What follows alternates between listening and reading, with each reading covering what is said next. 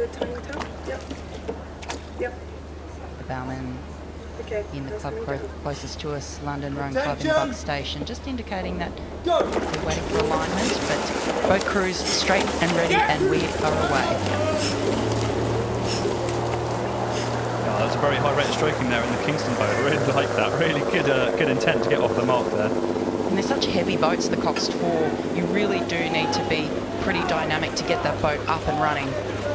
Yeah, definitely. It's like trying to push start a car or something, isn't it? It's just sort of like quite a lot of momentum to get moving. But yeah, that was a really springy start from Kingston there.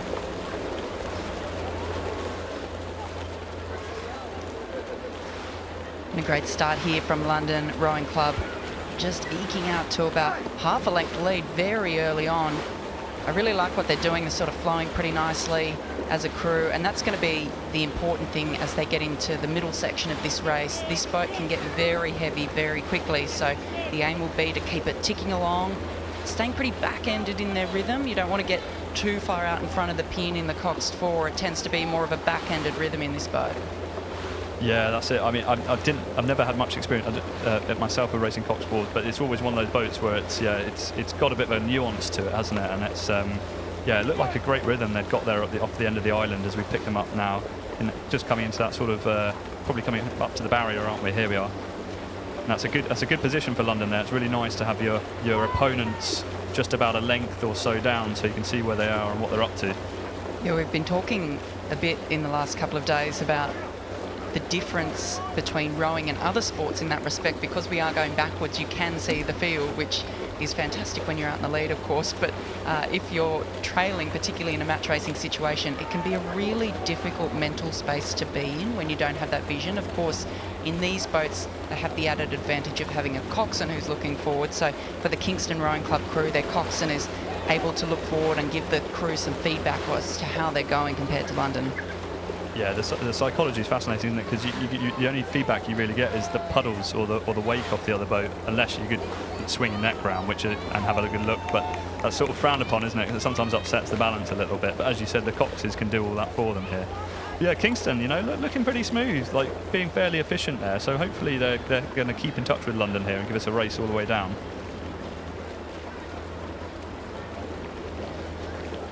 Great shot there of the Kingston crew.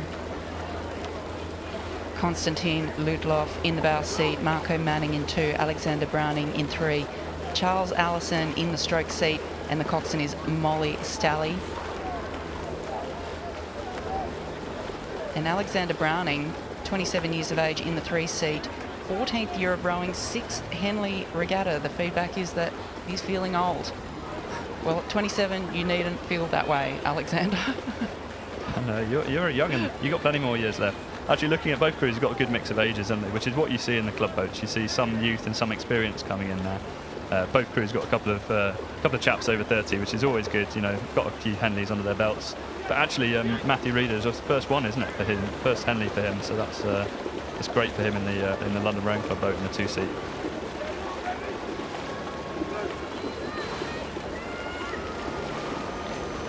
That's it. They're smooching it along, aren't they? And this London cruise, often people pick up on this, don't they? But the rigging is a bit funky in here, isn't it? What they call the old bucket rig, isn't it? Where you have 2 on one side in the middle. Yeah, lots of theories around the rigging, and everyone has a view as to which one is the faster. But I think that it's probably shown conclusively that there is no rhyme or reason as to which rig is in fact faster. But there's various theories about the biomechanics and the physics of the boat, and I guess the impact of having the bucket rig, which means that there's, as you can see, great shot here looking back at London, the 2 rowers in the middle of the boat are rigged on the same side. But there's various reasons as to why you might rig a boat like that, isn't there? Oh yeah, I mean, and yeah, Stu Heaps, the coach at London Rowing Clubs, I'm sure he's got a rationale for doing it and that kind of stuff. But it's so much is like personal preference as well, isn't it? As well as trying to get the right syncing up of the oar profiles, as well as like what the athletes like. And yeah, they obviously like that. They've got the telemetry on, which is obviously telling them something about whether it works or not. And yeah, they must be loving this. That's a nice bit of clear water lead over a local rival, Kingston Rowing Club. Yeah, opening up to just over 2 lengths of lead now. London Rowing Club over Kingston Rowing Club. As we ride here with Kingston. You You should hear the good old Remnant roar as they come through, both those clubs being members of the Remnant Club, so I'm sure they'll have lots of their spectators out cheering them on. Yeah, we can see the Remnant sign there as Kingston just moving past. Fantastic setup down at Remnant. I walked past a couple of mornings ago and they've got a great setup there, getting ready for the week. So, yeah, look, I mean, that's interesting looking at a contrast there as well, isn't it, between Kingston and London now. London just looking a little bit more calm here, whereas when we just had that shot of Charles Allison in the stroke seat, I mean, he was really gritting his teeth, wasn't he, and giving it some. So I think London might just be having a few more, might be sort of keeping a little bit of a lid on things here. Yeah, London are in a great position to really control, and it is important. We're only at Wednesday, so there are a number of days left to go. And the aim of the game is to try and get through to Sunday, of course, in the best shape possible. So London, although they're making it look easier than I'm sure it is, they're able to just sit here and control the race. And if there is a challenge that comes from Kingston, they'll be able to move on that. Yeah, so it's mad you say it's only Wednesday, right? And you've got all the way to go till Sunday, and there's so much racing to cram in, and some of the races have been so close and competitive already today that it's yeah, it's tough to think about how much recovery needs to go in between to get these crews all the way to the finals, right? Yeah, we had great crowds yesterday on the Tuesday, our first day. It's only our second year as 6 days. It's all blending together for me now. But it's great to see the extra day of racing. I think all of us are happy to be here for an extra day. And saw some incredibly close races yesterday. Some surprise results and very tight finishes, and a lot of drama, as we alluded to earlier.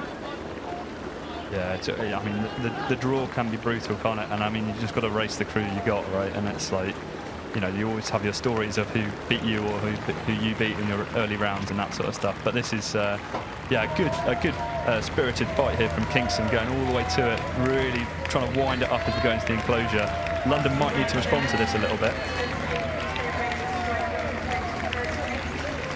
Yeah, I find this a tricky dynamic that London have right now, because their coxswain, of course, can't see anything coming from Kingston, so they'll have to be relying on someone in the crew to be communicating with the coxswain to say, hey, they're making a challenge, we need to go. Yeah, are we in cruise control, or are we going to like respond, sort of thing? Yeah, it's some internal comms that need to go on, isn't there? But looking very comfortable coming down to the line now. It is London Rowing Club taking out the Britannia Challenge Cup, as Kingston Rowing Club come across the line. They managed to close that gap but weren't able to take the win.